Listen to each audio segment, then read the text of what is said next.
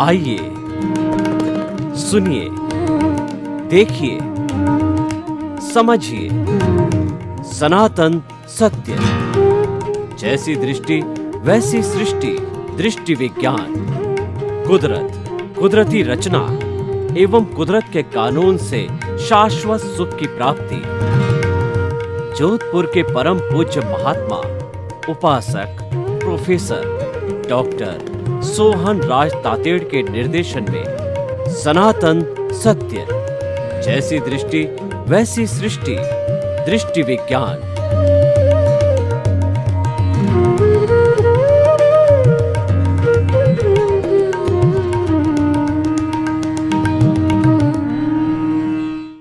भाई और बहनों, मातृशक्ति को नमन। स्टूडियो में आपका हार्दिक स्वागत है, अभिनंदन है, सत्कार है। आत्मविज्ञान साइंस ऑफ द सोल कार्यक्रम के अंतर्गत हम आपको सही दृष्टि, सही सोच, राइट विजन, राइट थिंकिंग के तहत जो आपकी नकारात्मक सोच है, जो आप गलत सोच रहे हैं, जो आपके अविधायक भाव है, जो आपकी रॉन्ग बिलीफ है, जो आपका अज्ञान है, उसको हम दूर करते हैं।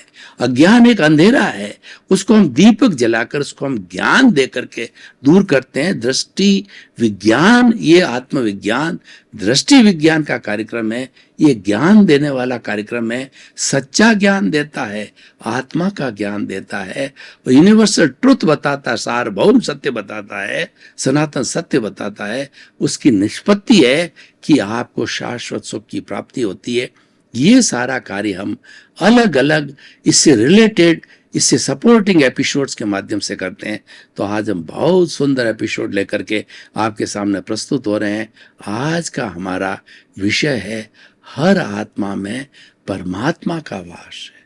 भाई और बहनों, बहुत ही सुंदर विषय, ये निष्कर्ष का विषय है। देखिए, आत्मा सो परमात्मा, आत्मा ही परमात्मा बनती है। आत्मा का शुद्ध स्वरूप है, वही आत्मा है। तो हम इस आत्मा की 3 अवस्थाओं को जानेंगे। उस अवस्थाओं को जानेंगे, उस अवस्थाओं को कैसे प्राप्त करें, उस अवस्थाओं में क्या होता है। जब हम प्राप्त करेंगे, जब इस चीज को हम अच्छी तरह से सुनेंगे, तो हमको मालूम पड़ जाएगा कि इसी आत्मा में परमात्मा का वास है। तो पहला जो आत्मा की अवस्था है वो जीवात्मा है। जीवात्मा होता है वह अज्ञानी होता है और वह स्वार्थ की भावना से प्रेरित होता है। वो विषयानंद होता है। वो अज्ञानी होने के कारण अज्ञान का वेल्डिंग पड़ा हुआ होता है उसके ऊपर। तो वह मैं और मेरा के दायरे से बाहर नहीं जाता। वह स्वार्थ का चिंतन करता है। मैंने पिया, मेरे बैल ने पिया, कुआं डहे तो डहे। अपने स्वार्थ के अलावा उसको कुछ नहीं दिखता है। वो सेल्फ सेंटर्ड है, हर चीज में अपना स्वार्थ निकालता है और हर सोच में उसका स्वयं का स्वार्थ का नजरिया होता है। तो ऐसा व्यक्ति क्या करता है? हम उसको हर पहलू से ढूंढेंगे कि इसका व्यक्ति मैं और मेरा पर आश्रित होता है। मेरा घर, मेरा मकान, मेरे बाल बच्चे, मेरा परिवार, मेरा धन, मेरा दौलत, मेरी पद, मेरी प्रतिष्ठा और मेरी इतनी शोहरत, मैंने इतनी पुस्तकें लिखी, मैं इतना बड़ा विद्वान, मैं भारत का राष्ट्रपति, मैं भारत का प्रधानमंत्री, मैं अमुक अमुक जो है, वह जो प्रोविंस का जो है वो मुख्यमंत्री। ऐसा ऐसा चिंतन उसका चलता रहता है। ये मैं और मेरा रियल मैं में नहीं जाता है, रिलेटिव की मैं करता है, कर्ता भाव रखता है मैं का। मैंने किया, ये मकान मैंने बनाया, बच्चे का पालन पोषण मैं करता हूँ, बच्चों को पांव पर खड़ा मैं करता हूँ और ये जो रचनाएं करता हूँ मैं करता हूँ। ये करने वाला सोहन राज है। ये कर्ता भाव और साथ साथ के अंदर ये कर्ता भाव डूअरशिप है और साथ साथ के अंदर ऑनरशिप भी रखता है। ऑनरशिप कैसे? मेरा मकान, मेरा परिवार, मेरा धन, मेरा दौलत, अपना ही बताता है। तो ये सारा क्रम है, वो जीवात्मा होता है। ये विषयानंद है। वो 5 इंद्रियों के सुख बाहर से आते हैं, स्पर्शन रसन घ्राण चक्षु श्रोत्राणी इंद्रियाणी, उनके द्वारा अच्छा स्पर्श करके और उसके बाद में वो अच्छा सुन करके और अच्छा चख करके खा करके और अच्छा सुगंध दुर्गंध का अनुभव करते, उसमें ही जीवन भर एंजॉय करता रहता है। जीवन भर भज कलदारम भज कलदारम भज कलदारम। वो तो मानता है कि पैसा ही भगवान है और पैसे से ही जीवन के अंदर सब कुछ प्राप्त किया जा सकता है। वो उसकी भ्रांति है, वो उसका ज्ञान है। पैसा साधन है, पैसा हमें साधन दे सकता है, शांति नहीं दे सकता। पैसा हमें बाहरी सुख दे सकता है, परमानेंट सुख नहीं दे सकता। पैसा हमें बिस्तर दे सकता है, नींद नहीं दे सकता। तो स्वाभाविक चीजें पैसे के हाथ में नहीं है। हम इस बात को नहीं नकारते हैं। कोई मेरे से पूछे तो मैं तो कहूंगा कि आज इस दुनिया कोई भगवान है तो पैसा है, लेकिन सब कुछ होते हुए भी पैसा सब कुछ नहीं है। पैसा कुछ जरूर है, तो हम उसको नकारते नहीं हैं। लेकिन जो जीवात्मा है वो पैसे को ही भगवान मानता है, पैसे को ही सब कुछ मानता है और ये मानता है कि मैं तो पैसे से भी भगवान को खरीद सकता हूं, ये जीवात्मा। अब क्या होता है देखिए, ये सब मनुष्य जीवन में होता है, ये सारी बातें मनुष्य ही करता है। अब देखिए, मनुष्य का भाग्योदय होता है, पुण्योदय होता है, तो उसको जो है ज्ञानी पुरुष मिलते हैं, उसको सद्गुरु मिलते हैं। जैसे स्वामी जो है दयानंद स्वामी विवेकानंद जी को जो है वो रामकृष्ण परमहंस के रूप के अंदर सद्गुरु मिले, उसके पुण्योदय से हर एक को मिलता है या ढूंढना पड़ता है। अगर पुण्योदय हो तो मिल जाता है, लेकिन हम पुरुषार्थ करते हैं, ढूंढते हैं तो भी मिल जाता है। तो एक तो होता है आदमी की अर्जित योग्यता होती है और एक नैसर्गिक होती है। अर्जित योग्यता के अंदर व्यक्ति को पुरुषार्थ करना पड़ता है और नैसर्गिक के अंदर वह जन्म के साथ होती है, वह उदय के साथ आती है। उसके अंदर व्यक्ति को पुरुषार्थ करने की जरूरत नहीं होती है।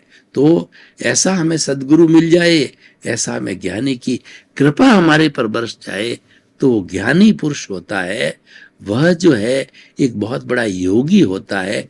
वो मैं और मेरे का कनेक्शन काटना जानता है, शल्य चिकित्सा करना जानता है। तो हमारा जो राग द्वेष है कर्म बंधन का कारण, जो डूअरशिप है, ऑनरशिप है, उन सब की शल्य चिकित्सा करके और राग द्वेष के विष की थैली को फेंक देता है। क्योंकि वह राग द्वेष को जन्म देता है।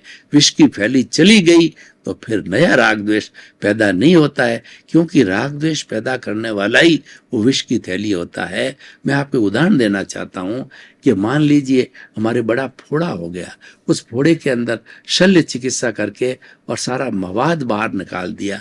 पस के बालने के बाद फिर मैं बेंडेडिन वगैरह कुछ ऐसी दवाएं लगा करके 4-5 पट्टी करके और हमने हाथ से दबाया कि बिल्कुल दर्द नहीं होता। इसका मतलब एक भी परमाणु उसमें पस का नहीं है, और कहीं पे हल्का सा भी दर्द हुआ, इसका मतलब यह है पस के परमाणु मौजूद है और वह पस के परमाणु फैल करके पुनः फोड़ा बना सकते हैं। उसी तरीके से जो हमारा ज्ञानी पुरुष है, सद्गुरु है हमारा, और हमारा पुण्योदय है, हमारे पर उसकी कृपा है, तो वो क्या है कि वो एक एक परमाणु फेंक देता, नए कर्मों का बंधन नहीं होता। लेकिन जन्म जन्मांतर से हमारे बर्फ की सीला की तरह जो कार्बन शरीर जमा हुआ है, उसको फेंकना वो ज्ञानी पुरुष के बस की बात नहीं है। वो तो आपने अर्जन किया है, वो व्यवहार है, आपको भुगतना ही पड़ेगा। होने वाला है भविष्य का जो उसके हाथ में है, वो तो हमारा सद्गुरु कर देता है, उसको अलग कर देता है। कैसे करता है, मैं आपको उदाहरण देना चाहता हूं कि ये जितने कालबेलिए होते हैं, वे पूंगी के आधार पर जो है बड़े बड़े नागों को नचाते हैं।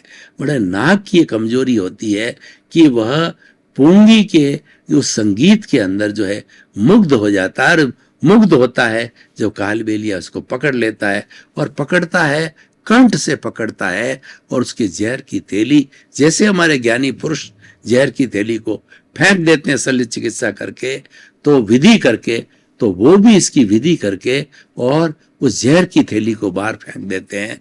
और तो वह जो जो जो जो नाग है वो एक साधारण नाग बन जाता है, उसमें जहर नहीं है।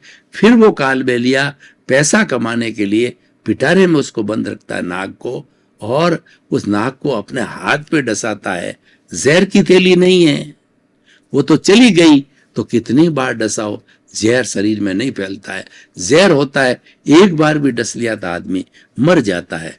तो भाई और बहनों, ये जो कार्य होता है ये हमारा ज्ञानी पुरुष करता है और हमको अंतरात्मा बना देता है। जीवात्मा से जो ही हम अंतरात्मा बनते हैं तब हमारे में बहुत बड़ा परिवर्तन आ जाता है।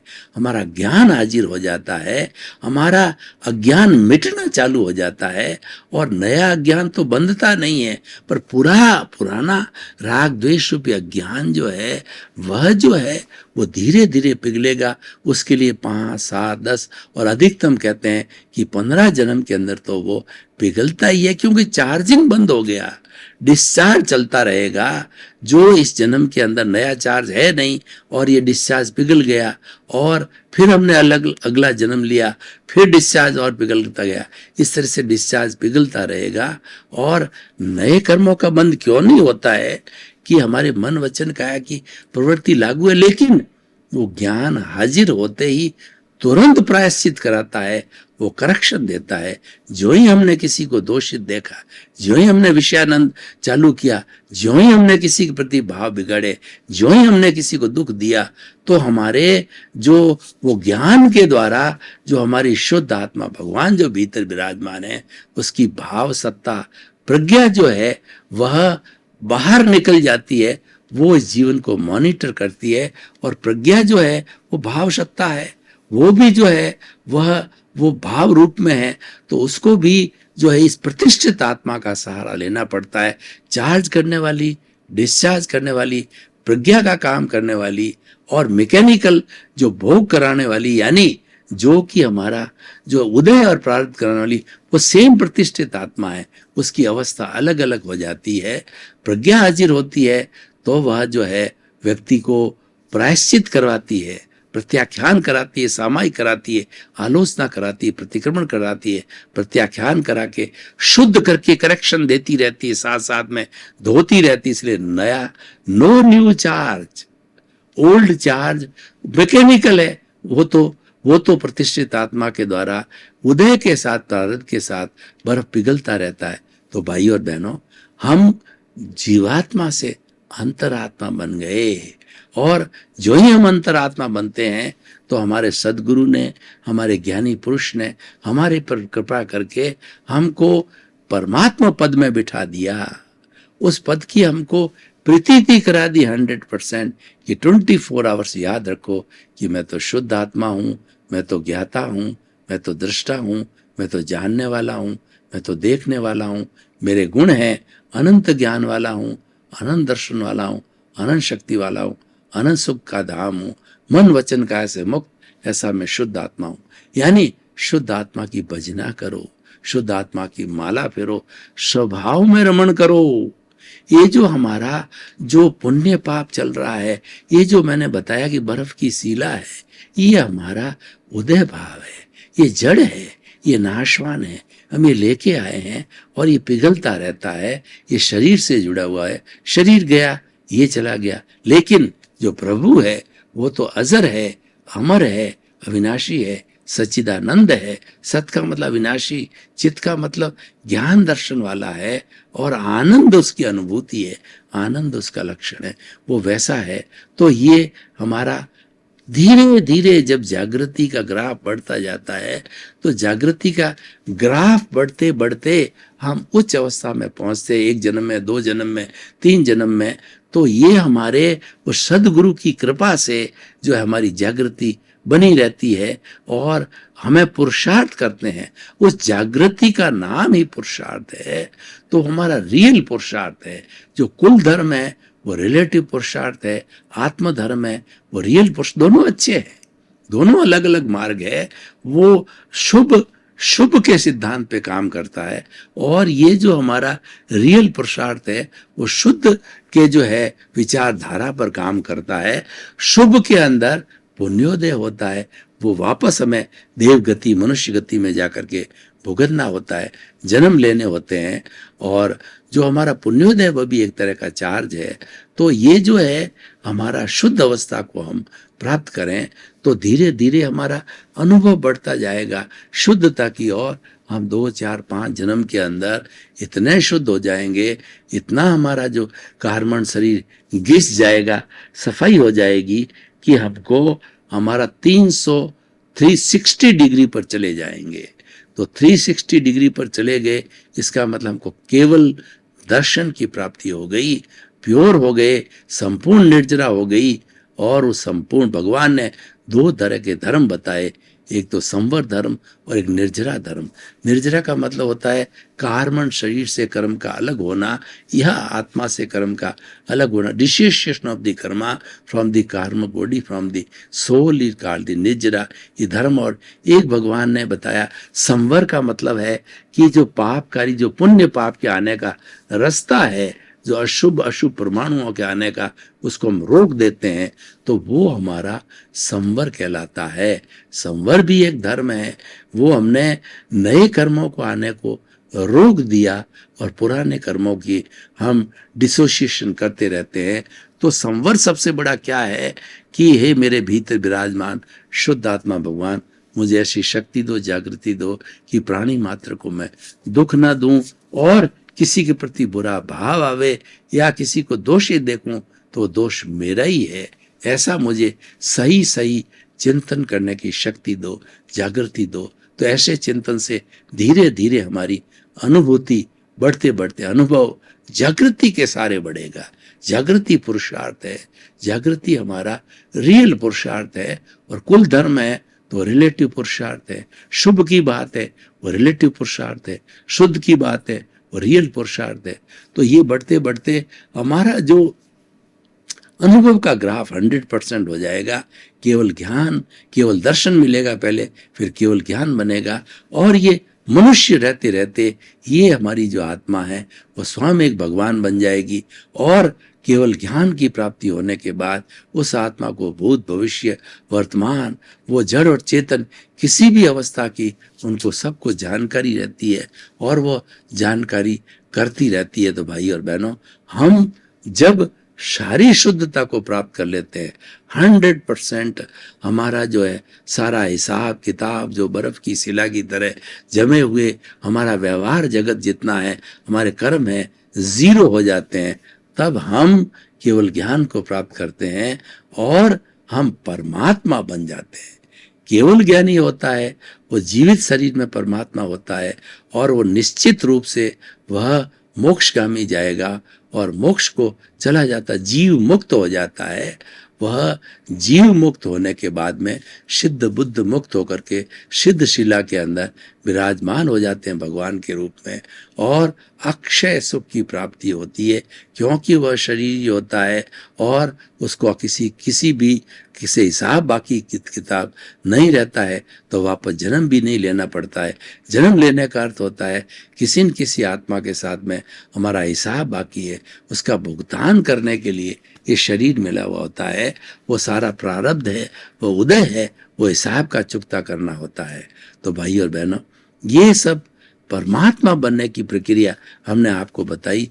हर आत्मा में परमात्मा का वास होता है, जीवात्मा में भी परमात्मा विराजमान है। उदय नहीं आया, वो प्रकट नहीं हुआ, और अंतरात्मा तो जो परमात्मा बनने की प्रक्रिया चालू हो गई, उसकी अनुभूति चालू हो गई।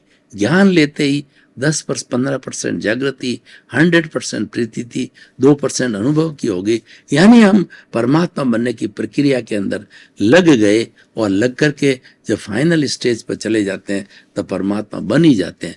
तो भाई और बहनों, इस हम एपिसोड को अगर हम आज के इस निष्कर्ष के ऊपर देखें तो आज का हम इसको जो है इसकी रिलीवेंस, इसकी सामाजिक उपयोगिता और इसके जो है वो वो किस तरीके से मनुष्य को फायदा दे सकती है, इसके बारे में चिंतन करें तो हम ये देखेंगे कि व्यक्ति आत्मा में ही परमात्मा का वास है, इस चिंतन में लग जाता है तो वो धीरे धीरे एक अच्छा इंसान बन जाता है, एक परिवार का अच्छा सदस्य बन जाता है, एक देश का अच्छा जो सिटीजन बन जाता है और विश्व वसुधैव कुटुंबकम का वह एक अच्छा नागरिक बन जाता है और अपने जीवन का वो कल्याण करता है, सबका चहेता बन जाता है, सबका चाहने वाला बन जाता है।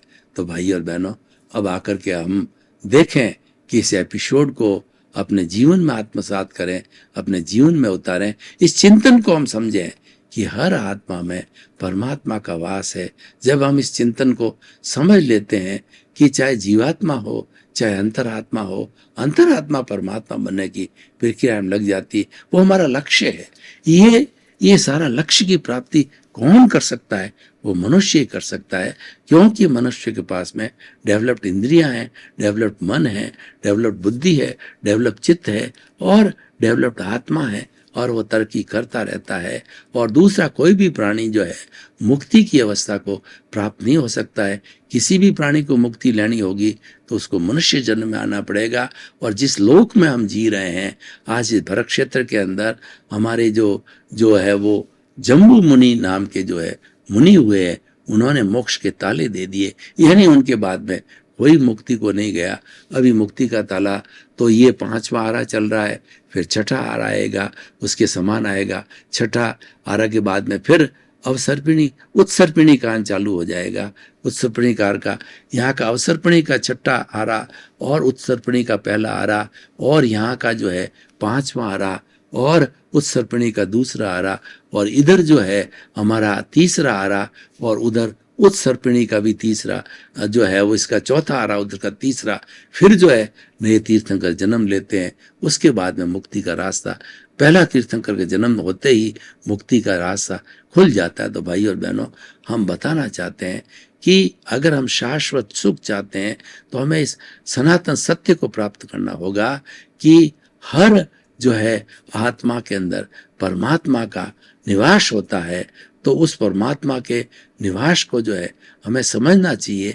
आत्मा सोई परमात्मा हम बोलते हैं, लेकिन अनुभूति में आना चाहिए कि हमारे भीतर किसी का दोष ना देखें, किसी के प्रति बुरा भाव ना आए, किसी को दुख देने का भाव ना आवे, तो निश्चित रूप से हम सोच सकते हैं कि जैसा हमारा आत्मा है वो समस्त जो है प्राणियों के वही आत्मा। मैं एक उदाहरण के द्वारा आपको स्पष्ट करना चाहता हूँ कि कबीरदास जी एक बहुत ही पहुँचे हुए जो है वो कहना चाहिए साधक हुए हैं और उन्होंने इतना बड़ा ज्ञान लोगों को दिया है।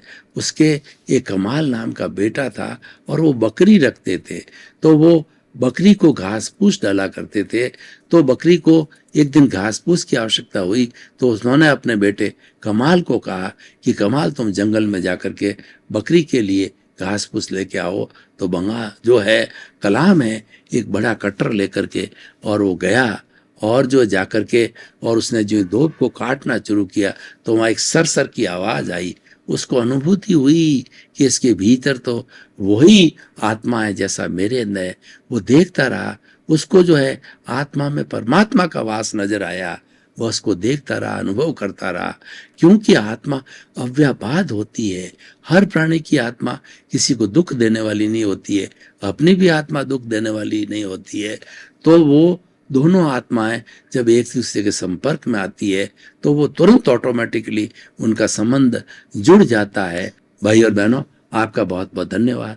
आप हमारा आत्मविज्ञान कार्यक्रम बराबर देख रहे हो, देखते रहिए। आत्मविज्ञान कार्यक्रम के अंदर परिवर्तन के सूत्र मिलते हैं, आपके जीवन को बदलने का सूत्र मिलता है, क्योंकि दृष्टि विज्ञान है। जैसी दृष्टि वैसी सृष्टि के सिद्धांत पर कार्य करता है। इसी क्रम में आपके प्रति मंगल भावना, शुभकामना, आपका जीवन आनंदमय हो, मंगलमय हो।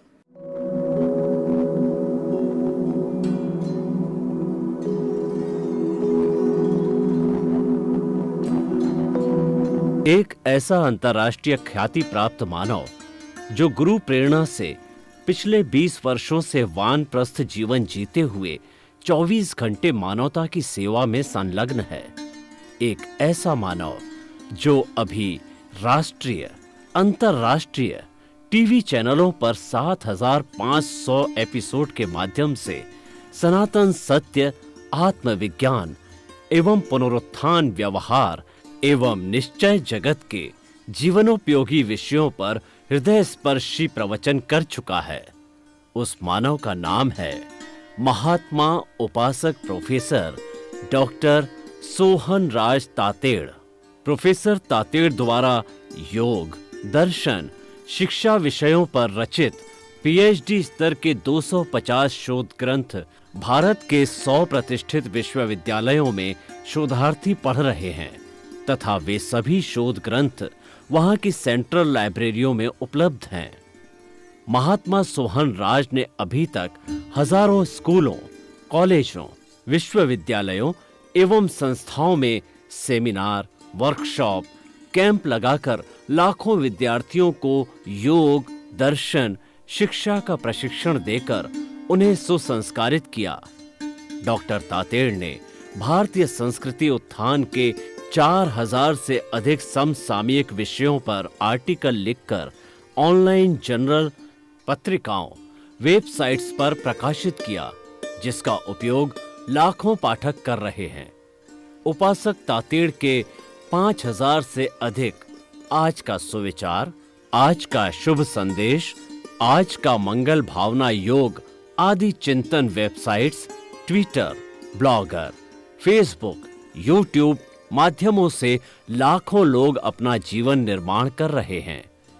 मानवता के मसीहा ऐसे महामानव महात्मा सोहन राज तातेड़ के प्रोफाइल को अभी तक विश्व के 20 लाख दर्शक यूट्यूब पर, 12 लाख गूगल पर एवं लाखों दर्शक फेसबुक, ब्लॉगर, ट्विटर और इंस्टाग्राम पर देख चुके हैं।